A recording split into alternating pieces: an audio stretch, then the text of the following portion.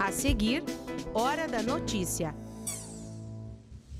O crescimento populacional do Brasil foi divulgado pelo IBGE. E na edição de hoje do Hora da Notícia, a gente vai saber como ficou a população de Passo Fundo e região. Marau recebeu agora oficialmente o título de cidade educadora. O município é o segundo aqui da região norte a ter esse reconhecimento. Professores e diretores de escolas de toda a região participam aqui na UPF de uma maratona de propostas para a educação. Um evento da Secretaria Estadual de Educação que a nossa equipe de reportagem acompanhou hoje cedo. E você, sabe quando devemos procurar por um psicólogo? O atendimento psicológico ainda é um tabu para muita gente e esse tabu deve ser quebrado. Nós vamos falar sobre este assunto com a coordenadora do curso de psicologia aqui da UPF, professora Dirce Tati. E ainda, que tal resolver conflitos que poderiam demorar bastante na justiça, mas a solução pode vir de uma forma consensual e rápida. Nós vamos mostrar o trabalho do Mediajur em Passo Fundo.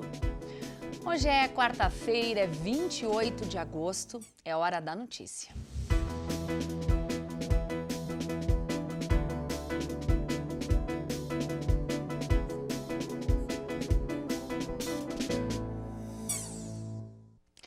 Você sabe o que é uma cidade educadora?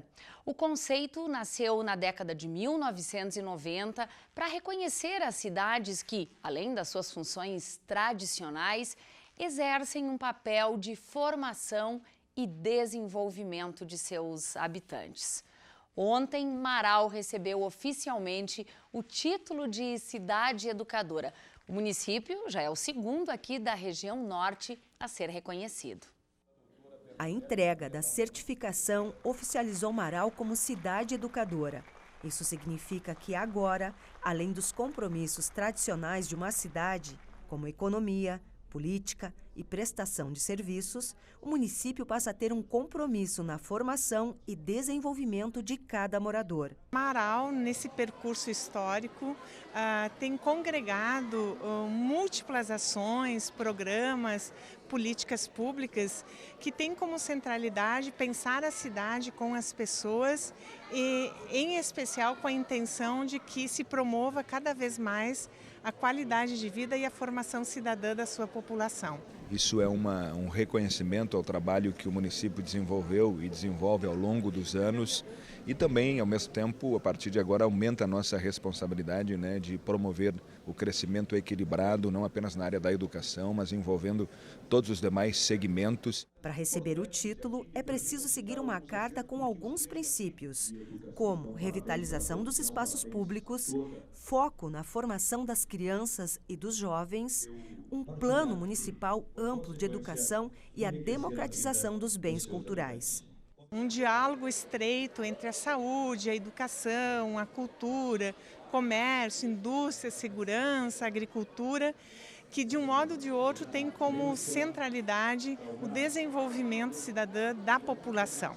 As gerações conversam e existem políticas e programas que dão conferência a esse lugar das gerações na cidade. Ela não está isenta de preocupações, de desafios, de problemáticas que são colocadas para a população sentir-se parte da cidade e também de criar novas iniciativas, novas políticas públicas.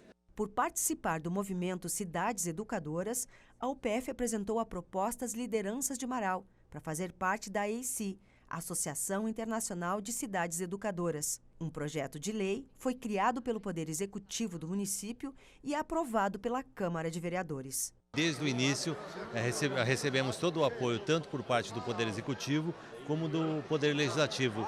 E o resultado é a entrega dessa certificação de cidade educadora para o município de Marau, mas que vai muito além. São as inúmeras atividades que passam a ser desenvolvidas na área da educação, na melhoria da qualidade de vida do município de Marau, com o apoio permanente da Universidade de Passo Fundo. Então é resultado sim de um trabalho de anos que nós estamos colhendo agora e aperfeiçoando tudo aquilo que é preciso melhorar para que a gente possa crescer e avançar cada vez mais. Quando Quando se assume o título de cidade educadora, se assume aprender com a cidade, se assume aprender na cidade e se assume que a cidade é o território educador. E Marau está inclinado, está decidido cada vez mais pela sua trajetória histórica, em densificar, em dar mais força a um projeto que, de fato, promova o bem-estar da população marauense.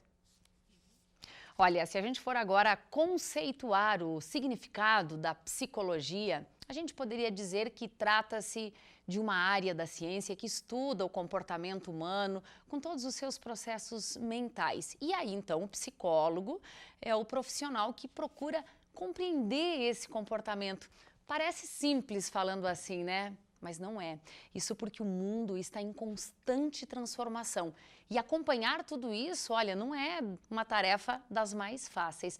Para a gente entender melhor o universo da psicologia, hoje nós convidamos a coordenadora do curso de psicologia aqui da UPF, mestre nessa área, Dirce Tati. Professora, seja muito bem-vinda ao Hora da Notícia. Muito obrigada, Thaís. Eu quero começar lhe perguntando o seguinte, nesse mundo que a gente vive hoje, com mudanças tão rápidas, com uma vida tão acelerada, as pessoas têm tempo para buscar e conseguir encaixar na sua agenda a rotina de um psicólogo? Pois então, Thaís, a gente costuma dizer, né, na nossa área, que o tempo dedicado ao autoconhecimento, ele na verdade é um investimento de tempo, né? A gente precisa dispor desses momentos de reflexão junto ao profissional da psicologia para que a gente possa entender quem a gente é, as coisas que nos preocupam, as coisas que a gente precisa resolver e que às vezes no cotidiano do dia a dia a pessoa não dá conta sozinha, né? Então ela precisa de alguém que lhe auxilie a entender os seus temores, as suas dúvidas, as suas preocupações, as suas ansiedades. E aí, o psicólogo é esse profissional. Até porque se o psicólogo substituir a palavra tempo, né, pela palavra vida e perguntar para o paciente como você anda gastando a sua vida, porque ela está passando, bom, só aí isso já rende muitas e muitas sessões, justamente em busca do autoconhecimento. Isso mesmo. E na verdade, a gente busca o autoconhecimento, né, Thaís, para que a gente possa ter autonomia de decidir em relação à nossa vida as escolhas que a gente faz, que às vezes a gente não consegue ter muita clareza por que a gente está fazendo determinadas escolhas, que tem a ver com as nossas histórias de vida, com as nossas experiências passadas, né, e presentes, e aí o profissional da psicologia pode colaborar nesse sentido. Agora, o universo profissional para o psicólogo também mudou bastante, porque chega até o consultório pessoas com essa rotina, com essa vida bastante acelerada. O profissional também precisa se adaptar. Sim, ele precisa se adaptar e buscar também, né, ampliar os seus conhecimentos justamente por causa dessa aceleração que a gente vive, né? Então eu costumo brincar com os alunos, eu digo assim, escolheste a área de trabalhar com as pessoas, prepare-se, você vai estar sempre em constante aperfeiçoamento e estudos por causa dessa mudança de realidade, né? De quando você ingressou na profissão até os dias de hoje, com todas as suas pesquisas, com o seu mestrado, a sua vivência, ainda existe preconceito na hora de se buscar um psicólogo? Eu acredito que sim, infelizmente sim, Thaís, porque as pessoas às vezes têm dificuldade de reconhecer os seus limites, né? A gente às vezes acredita que vai dar conta de tudo sozinhos. E, historicamente, né, se tem, vamos dizer assim, um certo conceito que é dito para as pessoas de que a pessoa só vai em busca do psicólogo é porque ela está enlouquecendo, né, ou ela é louca, entre aspas. E a gente diz exatamente o contrário. A busca pelo psicólogo é a busca pela saúde.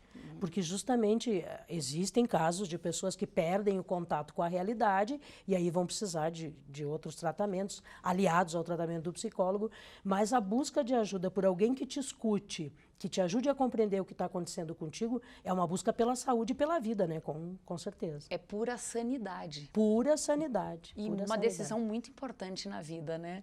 Eu digo sempre isso. Professora Dirce, o curso de psicologia aqui da universidade, ele segue quais linhas de atuação? Sim, nós temos, Thaís, na nossa proposta de formação, né, 3 grandes áreas, né? A primeira delas é a psicanálise, que é a nossa mãe, eu costumo dizer, é da onde vem o estudo, né, da psique humana, da psicologia. Uma outra área é a cognitivo-comportamental, que então enfoca um pouco mais a perspectiva dos comportamentos propriamente ditos. E a terceira área é a terapia sistêmica, que então trabalha a partir do olhar familiar, né? De ver o indivíduo inserido no seu contexto, na sua família. Professora Dirce, só para a gente fechar aqui, o Conselho Federal de Psicologia encerrou ontem um processo eleitoral, a notícia é nova, você já fez parte desse conselho, como ficou o resultado dessa eleição? Pois então, felizmente, Thaís, a gente teve ontem à noite, o fechamento do processo eleitoral dos regionais, todo o Brasil, né, e da consulta nacional.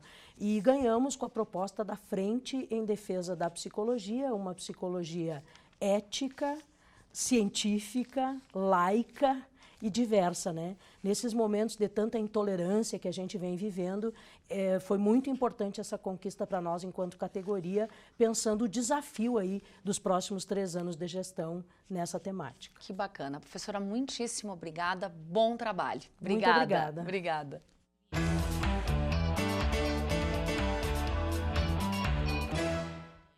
O IBGE divulgou hoje a estimativa populacional.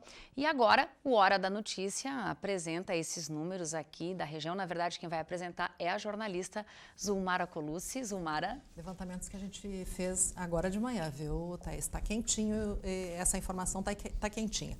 O crescimento populacional do Brasil foi de 0,79% em um ano, segundo divulgou hoje pela manhã o IBGE. A população brasileira estimada é de 210 milhões e 100 mil habitantes. O Rio Grande do Sul cresceu menos, 0,42%, com uma população estimada em 11 milhões 377 mil. O município de Passo Fundo passou de 201.767 habitantes em 2018 para 203.275 em 2019. Esse crescimento foi de quase 1%, 0,99% na estimativa. Agora vamos para a estimativa da população dos municípios da nossa região. Carazinho, 62.110 habitantes, Soledade, 31 mil habitantes, Sarandi, 24.489 habitantes e Palmeira das Missões, 33.303 habitantes. Bacana, Zulmara. Tem um assunto que você não falou mais aqui nos últimos dias, que é a reforma da Previdência. A gente quer saber se tem alguma novidade nesse tema. Tem sim, Thaís. A reforma da Previdência está mais próxima de ser concluída pelo Congresso Nacional. O relatório do senador Tasso Gereissati, do PSDB, foi apresentado agora pela manhã na Comissão de Constituição e Justiça do Senado. A votação nessa comissão deve ocorrer até 4 de setembro e entre os dias 1º e 10 de outubro, a votação estará concluída no Senado e assim a proposta de emenda constitucional, segue para a sanção presidencial. Obrigada, Zul. Bom trabalho para ti. Obrigada. A Universidade de Passo Fundo recebeu pelo 4º ano consecutivo o troféu Destaques à Granja, na categoria Ensino Agrícola. O reconhecimento foi concedido pelo trabalho desenvolvido na área das ciências agrárias e também do agronegócio. A UPF foi representada pelo diretor da Faculdade de Agronomia e Medicina Veterinária, você vê aí na imagem, o professor Heraldo Zanella. A homenagem foi entregue pelo diretor executivo da revista Granja, Gustavo Hoffmann, em um evento que faz parte da programação da Expo Inter. A Expo Inter, aliás, encerra no próximo final de semana. Encontrar uma forma consensual para a solução de conflitos é o que a gente vai explicar depois do intervalo.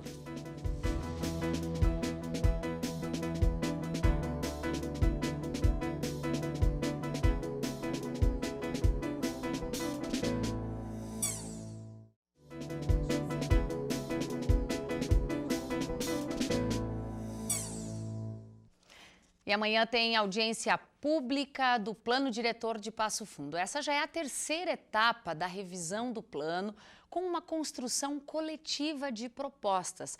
A audiência vai ser, então, a partir das 6h30 da tarde, no auditório da Universidade Federal Fronteira Sul. Lembrando que a gente reforça o convite porque isso interfere na vida dos moradores da cidade de Passo Fundo e no regramento, na hora de construir as suas casas ou os seus empreendimentos. A UPF sediou a primeira Ideiathon, uma maratona de propostas para a educação. Foi na manhã dessa quarta-feira. O encontro reuniu professores e diretores de escolas de toda a região e é uma prévia do programa Jovem RS Conectado com o Futuro, projeto que busca transformar a visão das escolas em relação aos alunos da rede pública. Cerca de 200 professores e diretores das escolas estaduais da região norte se reuniram na UPF. O encontro antecede o lançamento do programa Jovem RS Conectado com o Futuro, que busca integrar inovação, criatividade e empreendedorismo nas escolas públicas do estado. O programa, que deve ser lançado no próximo mês, deve atender 20% das escolas estaduais, cerca de 600 instituições.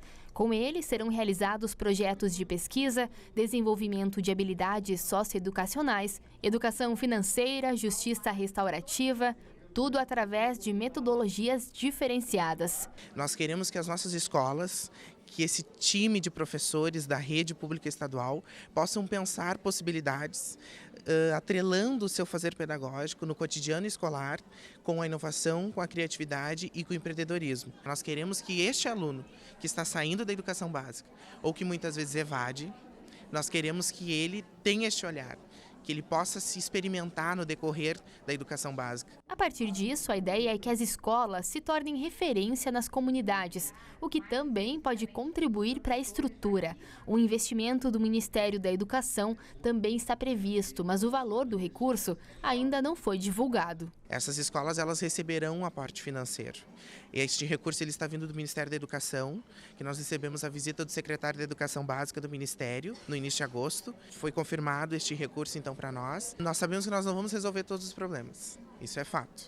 Não vai ser com este programa que a gente vai resolver todos os problemas, mas nós queremos auxiliar minimamente a escola, seja então através da comunidade ou seja através de um recurso que a Secretaria vai repassar. No ano que vem, outras escolas devem integrar o programa. Boa notícia para a UPF, que foi uma das 6 universidades escolhidas como referência no projeto. Nós sempre fomos parceiros da educação básica, da formação de professores. Aliás, nós nascemos, muito antes de nós sermos universidade, nós já trabalhávamos com educação de professores, com formação de professores. A importância de sediar esse evento é poder acreditar numa forma diferente, poder também compreender que o mundo muda, que o mundo inova e que as escolas também precisam inovar. O programa Jovem RS Conectado com o Futuro é formado pelas Secretarias de Inovação, Ciência e Tecnologia, Trabalho e Assistência Social e Cultura. Entre os parceiros está o SEBRAE e o Instituto Federal do Rio Grande do Sul.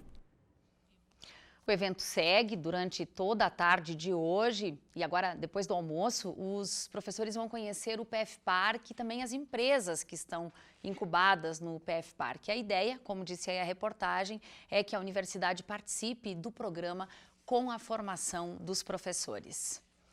A quarta-feira começou com sol e a temperatura entra em elevação a partir de hoje. Até o fim de semana, olha, a temperatura vai ficar perto dos 30 graus. Confira os detalhes.